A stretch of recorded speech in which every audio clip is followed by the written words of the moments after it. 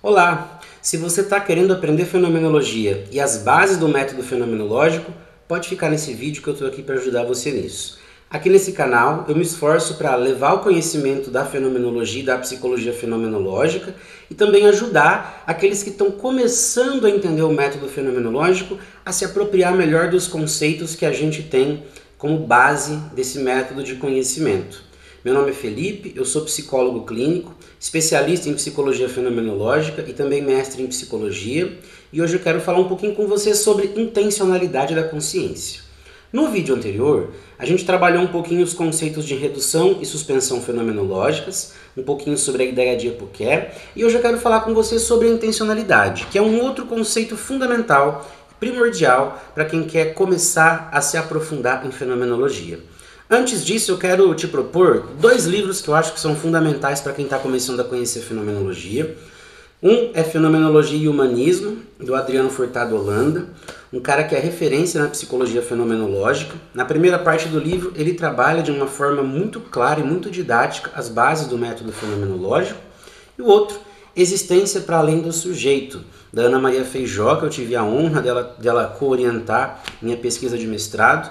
Esse é um outro livro também muito bom, porque vai tratar das bases da fenomenologia, mas também vai discutir questões que já nos direcionam para a prática clínica para quem é da área da psicologia e quer entender um pouco melhor. Mas vamos lá ao que nos interessa. Intencionalidade da consciência, consciência intencional.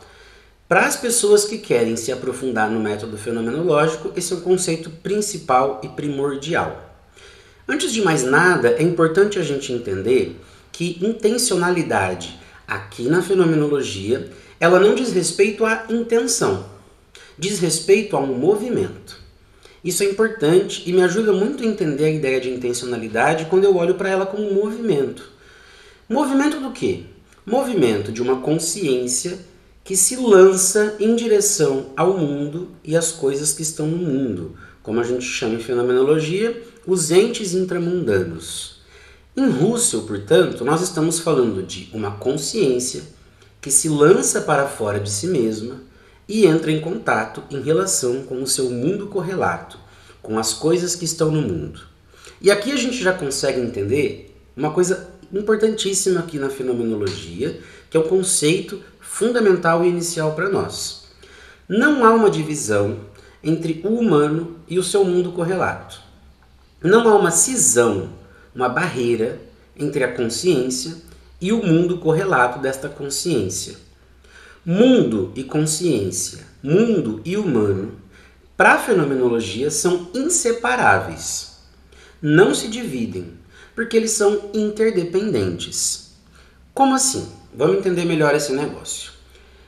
Os conceitos, as ideias, o significado, os conteúdos vivenciais de todas as pessoas que estão no mundo nascem justamente da interação da consciência com o seu mundo.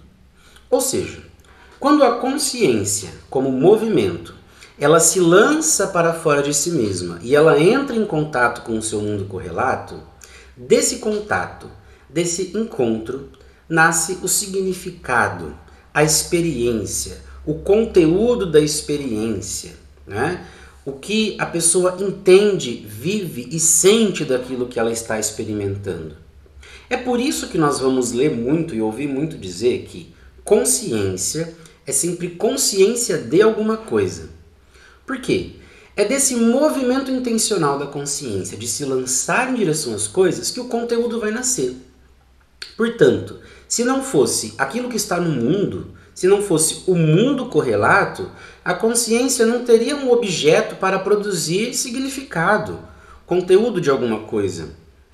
Por isso, nós precisamos do mundo para que possa existir conteúdo para a consciência. Ao mesmo tempo, o mundo também precisa de nós e da nossa consciência para que de alguma forma possa se constituir o significado das coisas.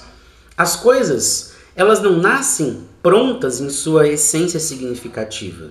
Esses livros aqui atrás, eles só são interpretados como livros, pois a nossa consciência, de alguma forma, doa para eles, na nossa relação intencional com eles, conteúdo, significado de livro. Por isso, consciência é sempre consciência de alguma coisa. E o mundo precisa dessa consciência para poder ter significado e conteúdo. Consciência intencional, portanto, diz respeito a essa relação de encontro, contato dessa consciência que se lança para fora de si mesma, entra em contato com esse mundo correlato, com os entes intramundanos, e desse encontro, dessa relação, nasce a vivência, nasce a experiência. Quando nós falamos de vivência, de experiência, nós estamos falando aqui, desse encontro, desse choque, dessa relação indissociável, desse fio que liga esses dois polos que não se separam, que não são mais dois, pois estão ligados. Esse fio só é possível pela intencionalidade da consciência. A intencionalidade está nesse fio que liga esses dois polos e essas duas coisas, e desse fiozinho, dessa ligação, brota um conteúdo significativo. Quando nós dizemos que a consciência se lança para fora de si mesmo, nós estamos falando de transcendência. Então você vai ler em muitos lugares e ouvir em muitas pessoas falar sobre a transcendência da consciência, uma consciência transcendente. O que é isso?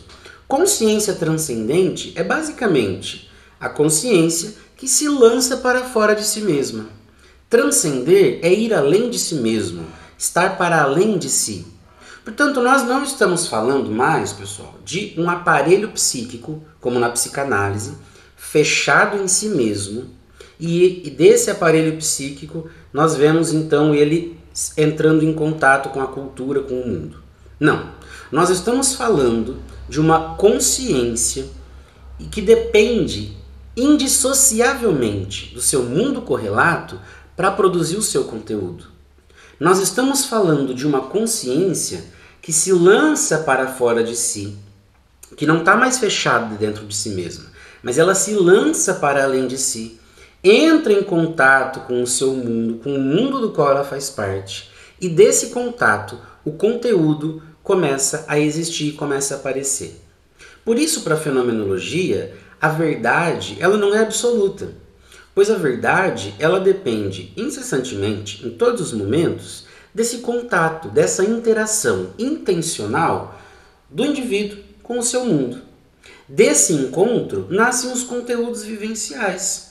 Desse encontro nascem as experiências, os significados.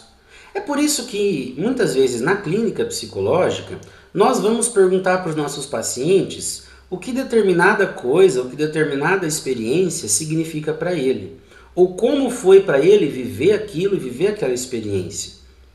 Justamente porque esses conteúdos que nascem da experiência intencional, por mais que eles sejam compartilhados e por mais que a gente possa encontrar similaridade até cultural, né, por conta da cultura da qual a gente vive, esses encontros ainda assim eles são muito subjetivos, muito pessoais, muito individuais.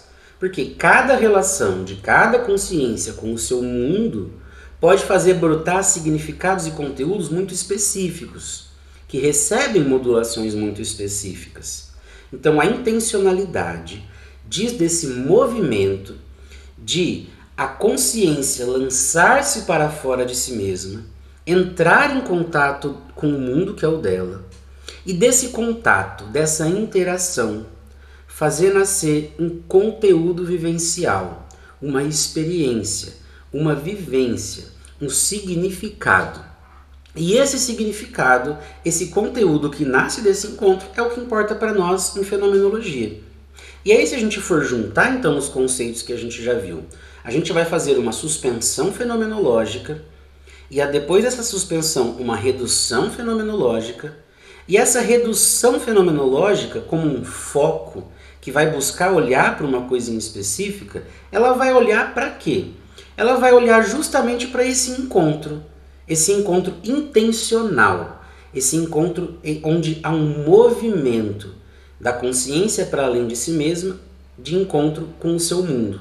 Quando há esse encontro, brota daqui um conteúdo vivencial, um conteúdo intencional. E quando nós fazemos a redução fenomenológica, é para esse conteúdo que nós estamos buscando olhar.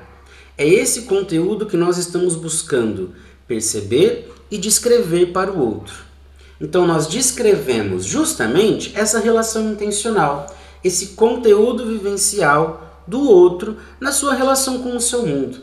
Por isso que intencionalidade é importantíssima para nós em fenomenologia. Esse conceito de intencionalidade que eu estou trazendo para você está muito ligado ao Husserl. Então o Husserl está falando de uma consciência intencional. Quando a gente chega no Heidegger, né, que veio depois do Husserl e radicalizou a redução fenomenológica, ele não vai falar mais então, como Husserl, de uma consciência intencional. E a crítica, sobretudo, que é feita ao Husserl é, por mais que ele tentou ir além das ciências tradicionais, ele ainda falou de uma consciência. Então ele ainda falou de uma interioridade fechada de alguma maneira, né? De um aparelho consciência. O Heidegger ele não vai mais usar consciência, ele vai usar justamente pura intencionalidade. Então para o Heidegger nós somos uma existência, uma unidade estrutural existencial que intencionalmente se lança em direção ao mundo e desse encontro produz conteúdos vivenciais, conteúdos existenciais. Mas veja, independente de onde nós estejamos aqui nesses dois autores, intencionalidade é movimento em direção ao mundo do qual eu faço parte, em direção ao mundo correlato. Dessa relação e desse movimento intencional nascem os conteúdos vivenciais e existenciais. Por hoje é isso. Se você gostou do vídeo da minha explicação, deixa aqui o seu like, deixa o seu comentário, pode fazer perguntas que na medida do possível eu vou respondendo vocês aí. Se você curtiu, se inscreve também no meu canal, que já já vem vídeos novos aí explicando um pouquinho mais sobre fenomenologia para você. Tchau, um grande abraço!